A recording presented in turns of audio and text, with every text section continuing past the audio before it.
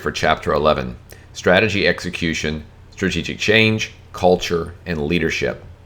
You may recall in Chapter 10 that we discussed organizational structure, which is the formal side of the organization. And we thought about structure in terms of executing a strategy. In other words, having the right structure for the strategy that the organization wants to employ. Here we talk about informal organization issues, which would be organizational culture, the role of strategic leadership, and how change is executed strategically in the organization. A couple of reminders.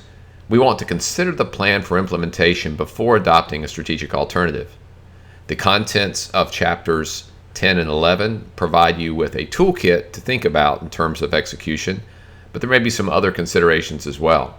Nonetheless, you want to think through the challenges associated with execution before you adopt that strategic alternative. Remember, crossing the bridge when you get to it is not the best advice when it comes to strategy.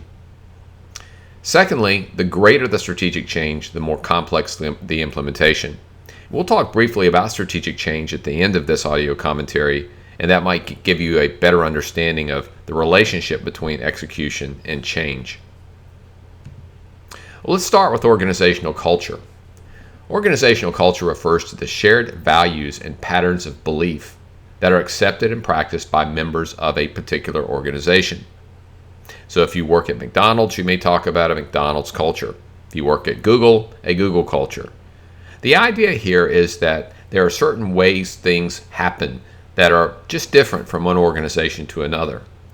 Now, if we step back and think about the concept of culture, this makes sense because culture is an anthropological concept that is generally applied to societies. So you might talk about a British culture, or even within the United States, a Southern culture or a Midwestern culture. So different areas of the country, areas of the world. The idea is that over generations, people reproduce, they have their kids, they raise their families, and there are certain ideas and practices that become accepted in those parts of the world that are different. And we certainly see this as Americans travel abroad. You go even to Europe, you see some changes. You see a lot of changes when you go to Asia, China, and Japan, and then more changes when you go to Africa. And it's because you had different groups of people developing and coming up with just ways of doing things over time. In many respects, the ways that they choose are not really better or worse. They're just different. We have to understand those cultures. And that's an issue in terms of global business, thinking about moving your company from one country to another. But at the organizational level, it's also a consideration. And that's because when we grow an organization, we have ways of doing things that just emerge. And sometimes these are influenced, in fact, they are initially influenced heavily by the chief executive and sometimes by other leaders in the organization. But over time, the culture just evolves and it's very difficult to go in and change it. What you see with a mature organization is that if you come in and your focus is on changing the culture, it's kind of like this big boulder that you start pushing. It just doesn't move very fast. You might move it a little bit here and there, and sometimes when you let go, it kind of comes back, lands on your foot. So changing culture is a difficult concept. It's informal. It evolves on its own. People develop their own ways of doing things, and you can control the formal side of the organization, but it's a lot more difficult to control the informal side. We'll come back to that concept later. Now, the main point about an organization's culture is that it should be in alignment with the strategy. In fact, there are some who have said that if you have the right culture, you really don't need a strategy. Another way of looking at that is if people already in your organization already know how to solve problems, how to deal with customers, if they know the accepted way of doing things, and that's what you're trying to do strategically, then you really don't need to formalize it and write it down and publish it. Just let people do naturally what they want to do. To some extent, this is what Southwest Airlines has done. I know Southwest has a formal strategy, but by taking care of its employees and encouraging its employees to take care of its customers, they leave a lot of those issues alone, and they just seem to take care of themselves. Now, another concept to think about is that of subcultures, because a subculture is a culture within a culture, and they exist in every organization. So you could have a marketing subculture and a production subculture within IBM, within Microsoft. And this is because within the organization, Individuals are influenced by their own functional backgrounds as well. Now, you can have subcultures that exist based on people who work for the organization in one plant or one facility, one location, compared to people in another, because those evolved differently as well. So we use the term subculture when we want to break the concept of culture down even further. Now, when we think about organizational cultures, we can talk about adaptive and inert cultures. An adaptive culture exists when members of an organization are open to changes. They are willing to embrace any change that's consistent with core values. Now, adaptive cultures emphasize innovation, developing something new, and they encourage initiative. You would think ideally you would want all organizations to possess an adaptive culture. Not necessarily the case, but in most situations you would probably say that's a good idea. The opposite of the adaptive culture is the inert culture. An inert culture is conservative and encourages the maintenance of existing resources. And you might think, well, who would want an inert culture? Well, sometimes the job is very basic and you don't need lots of innovation. You need individuals just to basically go in and do the job, do the work properly. And one area you might think about here is the U.S. Postal Service. You don't need carriers coming up with new creative ways to deliver the mail. You just need to make sure all the mail is delivered properly every day, and that's the prime focus of the organization. So from that perspective, maybe an adaptive culture with innovation is not appropriate for every organization. We also think in terms of cultural strength. A strong culture is characterized by deeply rooted values and ways of thinking that regulate firm behavior. In other words, everybody in the organization agrees on different parts of the culture. Maybe there are things like showing up to work on time or giving your best effort. Maybe it's a sense of trust that develops. But whatever it is, everyone seems to share the common views of the culture. In a weak culture, you have a lack of values and ways of thinking that are widely accepted. In other words, you have lots of people in the organization that come together, but they are all doing different kinds of things. Again, you might look and say, well, of course we want a strong culture. We want everyone sharing the same approaches to getting things done. But there are situations where a weak culture can be beneficial. In fact, when you think about creating strategy, sometimes you want people with different ideas coming in and challenging each other on their ways of thinking. And there are some organizations that are cut out for a weak culture. You think of many universities and colleges as having weak cultures, and it's not that people don't agree on anything, but you have different people in different departments moving in different directions. And the idea is that a student goes through and experiences a 4-year education and comes out with a variety of different ideas and perspectives. So you might get one perspective in one department, maybe from one professor, but then you get a totally different perspective from somebody else. So because of this disagreement, it actually increases the diversity of the educational experience for students. So again, the strong culture tends to be preferred in most organizations, but there might be instances where the weak culture is going to be ideal. A concept that is raised when we think about culture in organizations is that of diversity. And this diversity refers to the extent to which individuals in an organization are different. Now, we can define this lots of different ways. You can think in terms of diversity in gender. You can think about it in ethnicity. Often these are the references that we hear in the popular business press. But I think the most important concept, or the most important way to think about diversity, is in terms of diverse ways of thinking or diverse thought. In other words, the value of having people come in the organization that look at problems in different ways. From this perspective, this can be a really important contribution to the organization. Now, the research linking diversity to firm performance is inconclusive. In other words, is higher diversity better for the organization or not better? Now, you will hear some claim that it is conclusive and that it does support that notion of diversity increasing performance, but it really depends on how you measure diversity and what activities in the organization you're thinking about. Let me give you a simple example.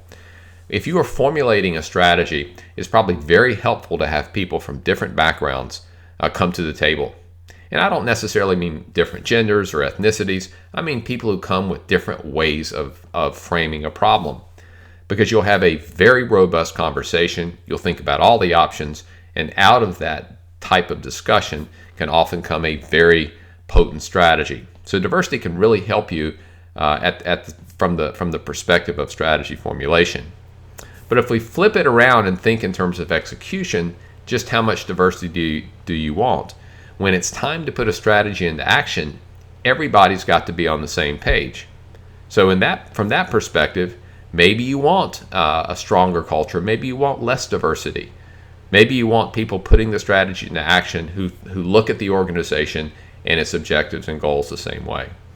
So again, diversity is a good thing in many respects, but linking it to performance can be difficult at the firm level because it really depends on how you define diversity and what types of activities you're focusing on.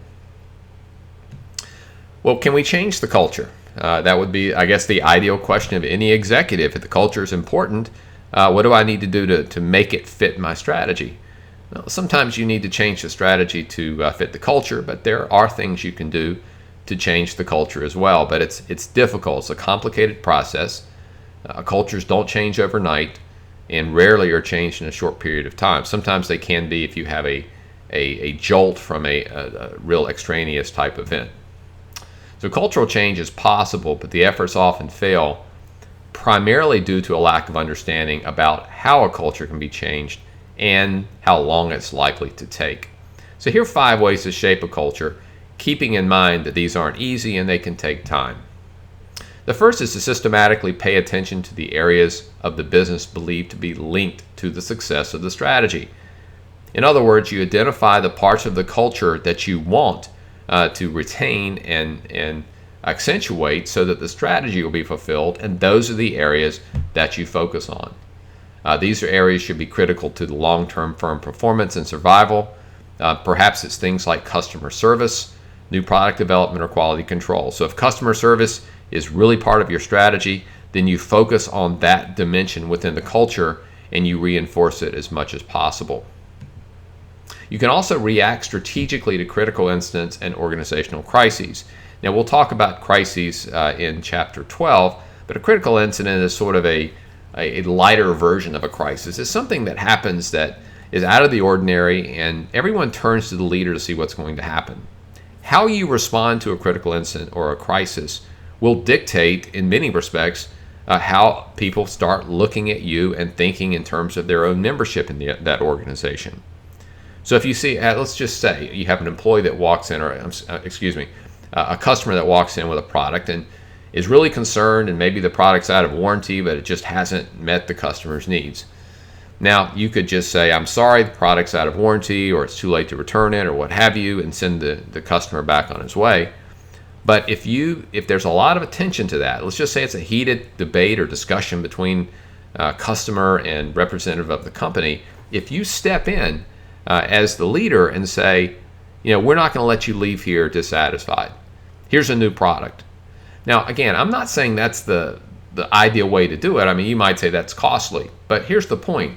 If others in your organization see you doing that and they see a happy customer leave, then that impacts how they think about taking care of customers. So think about how you respond to those critical incidents and organizational crises, especially if you're a leader, because people are watching you and it's going to influence their thinking substantially. Another option is to serve as a deliberate role model, teacher, or coach. And this essentially means you work with other managers in your organization and you coach them in areas that are culturally important. And there are things you can do in terms of being a deliberate role model as well. And sort of the classic example is giving up your reserved parking place. Many top managers have the reserved spot next to the entrance to the office, and you might say, well, I'm just around here, we're all equal, we're all working together, so none of us need reserved parking places. So you give up that spot. Well, that sends a message to others in the company as well. Now, just as an aside, this whole notion of giving up the parking spot is a little bit curious to me, because if you were going to pay, let's just say you have a large organization and you've got a CEO that's making several $1 million. Do you want to be paying this executive to walk 20 minutes from the end of the parking lot all the way to the office every time he or she comes back and forth to the organization. And that's a lot of expense. So there are reasons why reserved parking spaces make economic sense in an organization. Nonetheless, by giving it up, sometimes you can send a message, and this is what we're talking about here. Number 4, strategically allocate rewards and status. Now, leaders communicate these priorities because they, by linking pay raises and promotions to specific behaviors. So if you go around telling everybody in the organization you want lots of innovation, and say, okay, if you make mistakes, that's fine, but we want new ideas, we want creativity. And then the first guy that makes a mistake, you fire him, or he doesn't get promoted, well, then that sends a message that that's not really what you want in the culture. So by allocating the rewards and status in a way that supports the culture that you want, you'll get more of that behavior. Behavior typically follows incentives. And number 5, modify the procedures through which an organization recruits, selects, promotes, and terminates employees. And what this simply says is if you want to change the culture, just get people in the organization who already share many of those cultural beliefs. Instead of bringing someone in who doesn't share the beliefs and trying to persuade them to live a different life in the organization, bring people in who are already thinking that way. And and of course, once they're there, you reward and promote them accordingly. That's just a way over time to just improve the fit between the people in your company and the culture that you're trying to create. Now, just a quick comment on global concerns in terms of culture. We'd referenced in a previous chapter this notion of the self-reference criterion, and this can be a potential problem. You may recall this is the idea that people think that the way they were brought up doing things is the right way. And you can see this in organizations as well. It's very common when someone spends a lot of time in one company and they move to another and they're asked a question about solving a problem. They say, well, back at company X, we did so-and-so. And that's fine to draw from the experience, but just because it was done somewhere else doesn't mean it's going to work where you are today. So you can see that same type of issue that that we have at a global basis or on a global basis in terms of self-reference criterion occurring within the organization. Now, at a global level, or at a level where you have, say, an organization operating in multiple countries, the organizational values and norms must be tailored to the unique culture of each country, at least to some extent. So if you have operations, say, in the United States and in China, well, you can expect that the employees you have in China, they might share some of those common cultural beliefs that the organization has, but many of their beliefs will be linked to their national culture.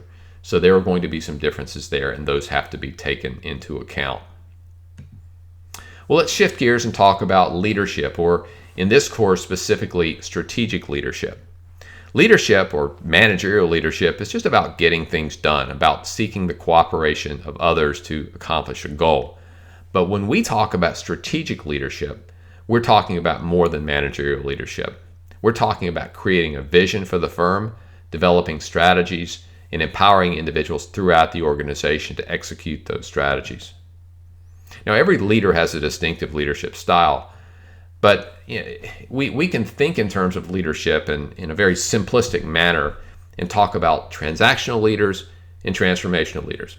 Now, just let me sort of clarify from the beginning. If you've studied leadership styles or leadership success in the past, you'll note that these are only two of many examples or many types of leadership approaches.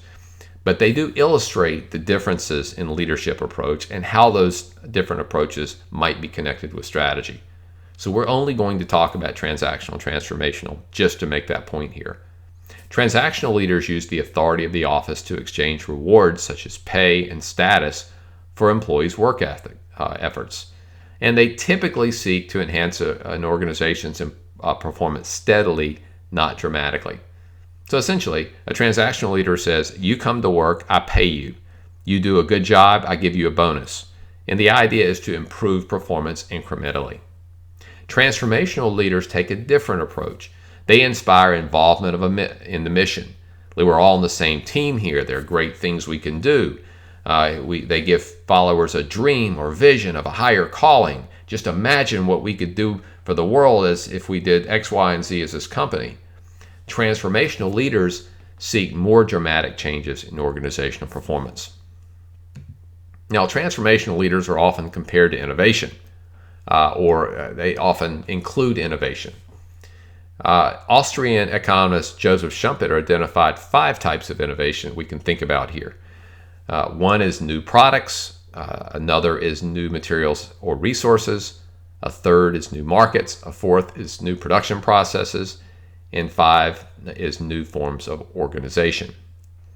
Now, I think Schumpeter had 2 primary contributions to this notion of innovation. One is the idea that innovation is not necessarily about having something that is brand new, we'll put that in quotes, because sometimes innovation takes something or an idea or maybe an actual object and just repositions it, uses it in a different way. Maybe you have a product in the company that you've been selling and now you found a new use for it, so you just sell it as a different to a different market for a different purpose. So innovation is not always about creating something new under the sun. It's about taking what you already have and reallocating or repositioning it. The other major contribution that Schumpeter had on this topic is through a process he called creative destruction. And this is where managers consciously and constantly destroy the old by combining its elements into new forms. And if you think through this notion of creative destruction, what you're saying is we don't want our rivals to redefine success in our company. We want to do it ourselves. So a way of thinking about this is once you develop a new product, or maybe you have a new structure, or you've just done some type of strategic change which looks like it's successful, don't see how long you can ride that change. Immediately start thinking about the next change. So you have some successful products, let's go ahead and start thinking about the new and improved version that's going to come out in 2 or 3 years. Constantly destroying creatively the status quo for what's around the corner. This is a way of thinking that is common among transformational leaders. They're always thinking about trying to reinvent the company. Now, in practice, most effective leaders employ both or some of both extremes. You don't see a completely transformational or a completely transactional leader in most instances. Some do some type of combination.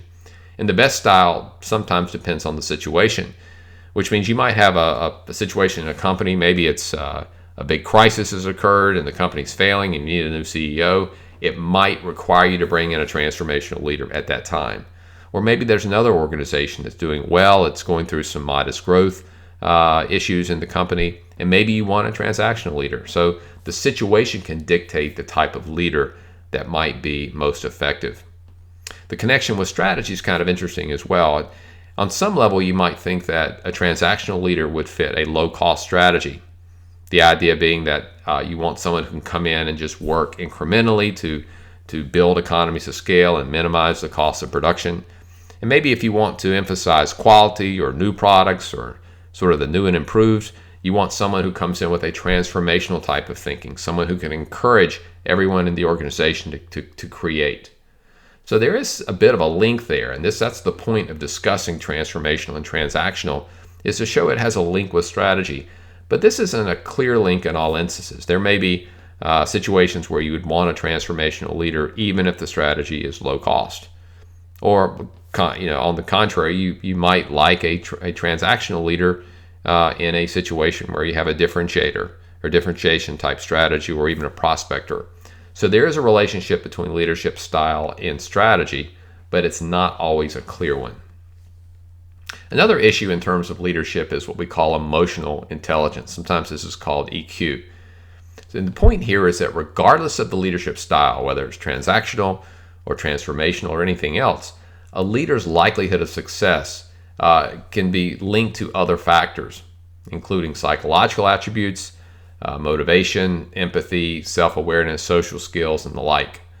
And the point here is that leaders who have EQ, a high EQ, if they possess a passion for their work, if they're those who are socially oriented, they understand their own needs, they understand what they do well and don't do well.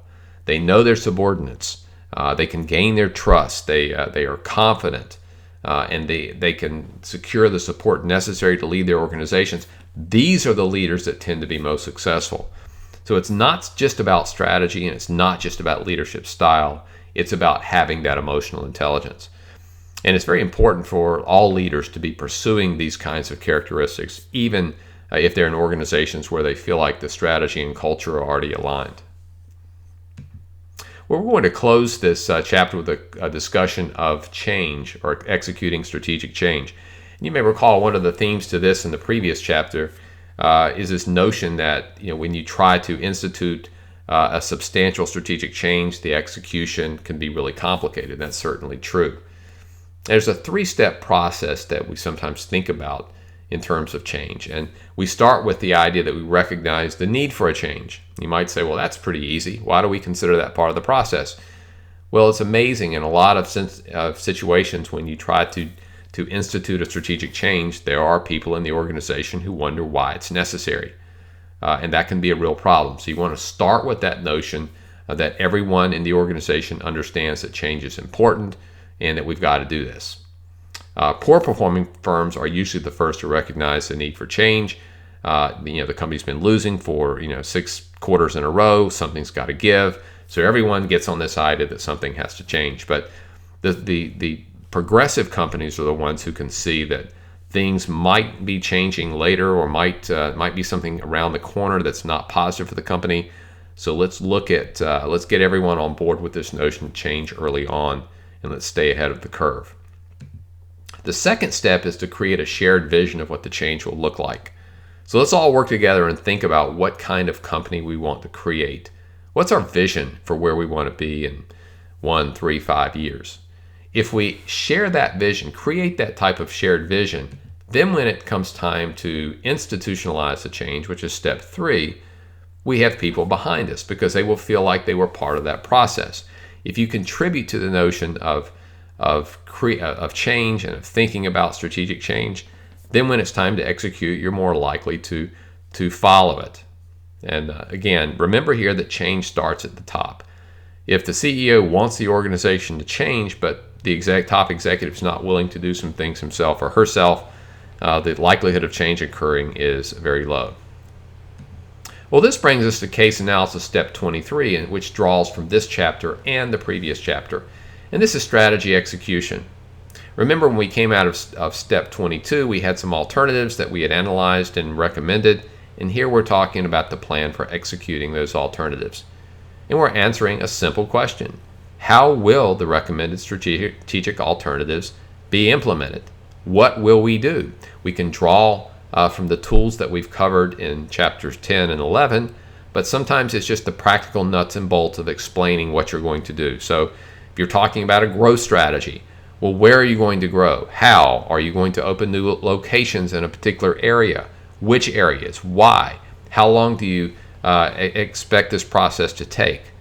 If you're talking about a new emphasis on customer service, how do you plan to define customer service? Who are the current leaders? What will you do? Will you change production processes? Will you change warranties? Will you change service approaches? What will you do to make this happen? It's not sufficient just to say you'll bring in another team to figure that out. That's not what you want to do. It's your job in terms of analyzing a case to make that determination yourself. So with this, we will close the audio commentary for Chapter 11.